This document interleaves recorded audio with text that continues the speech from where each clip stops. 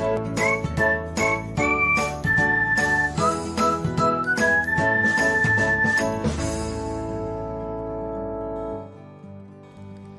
everyone, welcome back to another episode of Technologyglance. In this video, I'm going to guide you through how you can show the shopping recommendations in standard pins on Pinterest. So, let's get started. Watch till the end and don't forget to subscribe to Technologyglance by hitting the subscribe button and press the bell icon so that you'll never miss another update. Without further ado, let's get started. First of all, open the Pinterest app on your device. Next, tap on your profile icon and then select three dots icon. After that, tap on settings and then open social permissions and activity.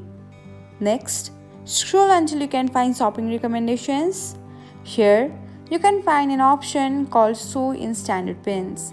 Toggle on the button beside it and that's it. This is how you can show the shopping recommendations in standard pins on Pinterest. Thanks for watching. If you found this guide helpful, we will love it if you hit the thumbs up button below.